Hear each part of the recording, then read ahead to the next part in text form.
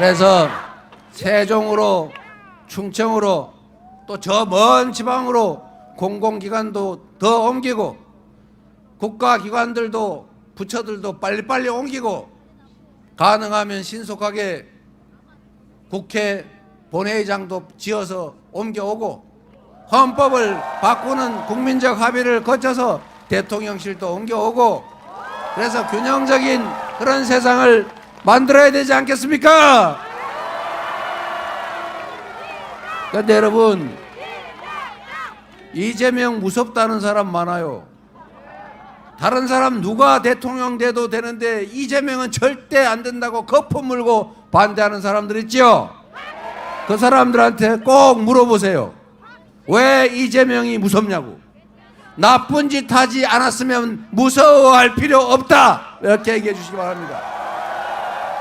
지금까지 특권적 위치에서 특혜를 누려온 게 아니라면 정상적인 사회로 우리가 바꾸겠다는 이재명을 왜 무서워하냐? 오히려 반기고 즐거워해야 되지 않겠냐? 이렇게 말해주지 않겠습니까?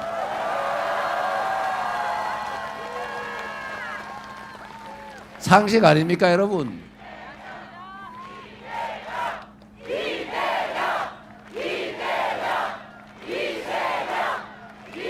그들의 이재명을 두려워하는 이유는 명확하지요.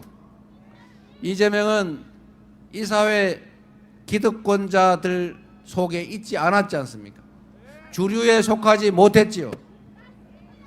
성남시장이 돼서 정부와 싸우고 그래서 엄청나게 그때도 거의 매일 압수수색, 수사, 내사, 조사, 감사.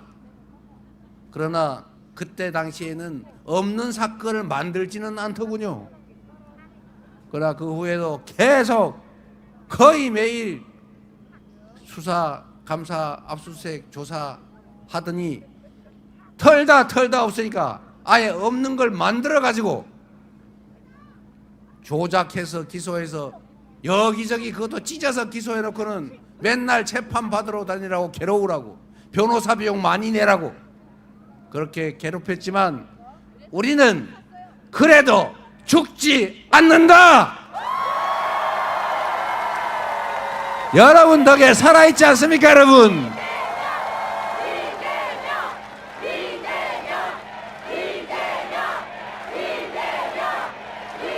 저는 똑같은 조건의 성남시를 이재명 시장 이전과 이후로 완전히 다르게 만들었고 세종 시민들도 성남으로 이사가고 싶을 만큼 전혀 다른 성남시 만들지 않았습니까? 말을 안 해서 그렇지 성남시로 가고 싶었던 분 많잖아요. 똑같은 조건에서 경기도가 전국 1위의 평가를 받도록 만들었지 않습니까? 민주당을 약속한 대로 이기는 유능한 강한 민주정당으로 만들어냈지 않습니까?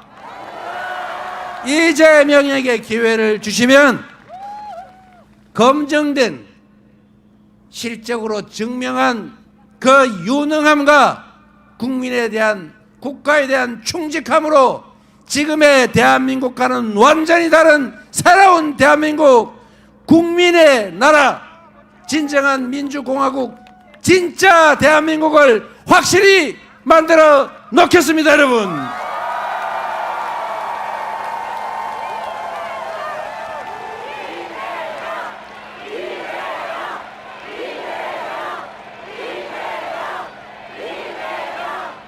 똑같은 조선에서 무능하고 무책임하고 백성을 대상으로 여기던 선조 외환 환란을 불러들여서 수백만 조선 백성들 죽게 만들고 온 산천을 다 피로 물들이지 않았습니까? 망할 뻔했잖아요. 그런데 그 똑같은 조선에서 백성을 사랑했던 충직한 정조는 노비도 실력이 있으면 중요 직책에 쓰면서 동아시아 최고의 조선으로 부흥시키지 않았습니까? 한 사람의 리더가 어떤 마음으로 어떻게 하느냐에 따라 그 사회는 망할 수도 흥할 수도 천국이 될 수도 지옥이 될 수도 있다는 것을 지난 3년 동안 윤석열 국민의힘 정권을 통해서 우리가 체감하지 않았습니까? 이번에는 바꿉시다.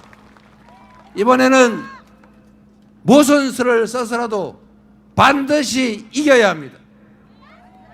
그들이 혹여라도 이기면 내란 속에 윤석열이 상황이 돼서 되돌아오고 다시 군사 쿠데타가 일상적으로 벌어지는 민주적 통제는 사라진 왕의 나라 윤석열의 나라가 되고 말 것입니다.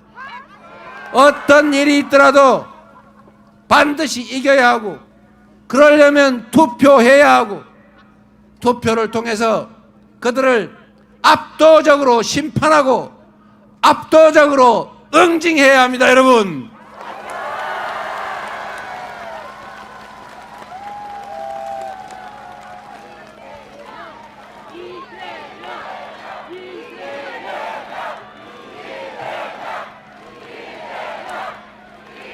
여러분, 마지막으로 우리가 다짐을 하면서 저의 다짐도 말씀드리겠습니다.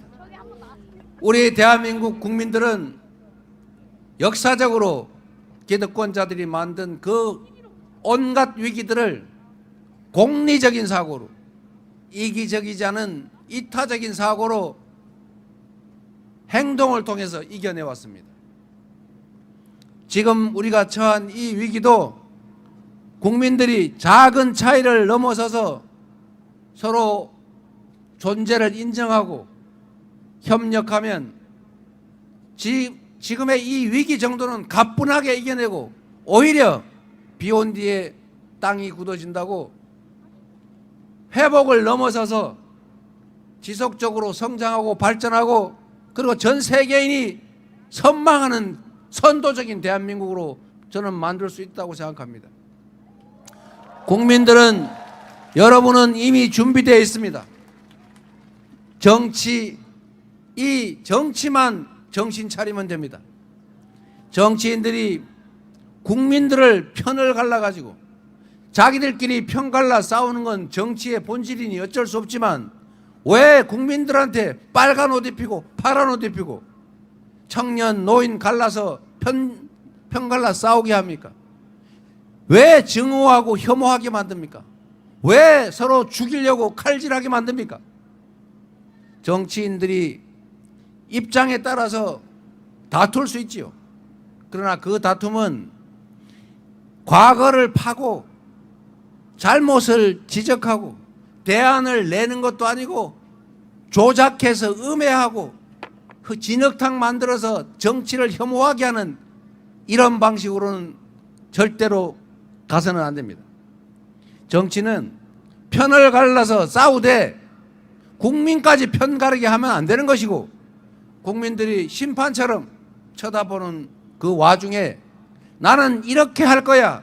나는 이렇게 했어.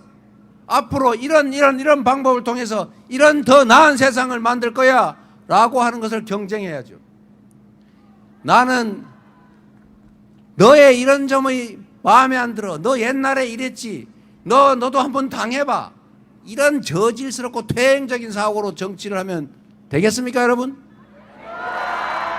그래서 국민 여러분의 역할이 중요합니다. 정치인들이 편을 갈라 싸우는 것은 당연한 일이니 다만 왜 싸우나? 싸우는 방법이 정당하냐? 사익을 목적으로 한 것이냐? 국민과 국가를 위한 것이냐? 반칙하지 않냐? 주장에 거짓말은 없는가? 상대방 주장을 침소 봉대하고 조작 왜곡해서 음해하고 괜히 잘 되자고 싸우는 게 아니라 망하자고 싸우는 그런 집단이 있는지를 꼭 가려봐 주시기 바랍니다. 그래서 잘하면 칭찬하고 잘못하면 벌을 지고 영 대책이 없으면 이번에처럼 컷 해야죠.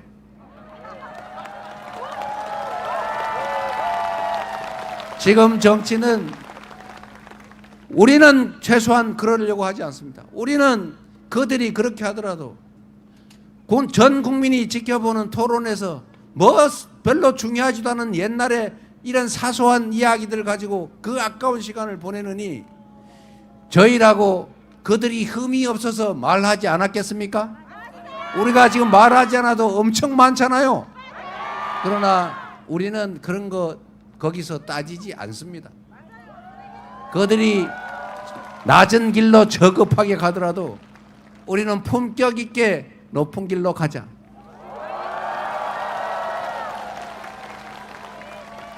지금의 이 분열의 정치, 증오, 혐오의 정치를 반드시 극복해야 합니다. 지금은 편을 갈라서 이쪽 편 기반을 두고 권력을 장악하면 이쪽 편만 챙기고 이쪽 편은 버려요. 동창회장도 이렇게 하면 동창회가 깨집니다, 여러분. 대통령의 대통이란 큰 통치자 이런 게 아니고 국민을 크게 통합하는 우두머리 대통령 아니겠습니까?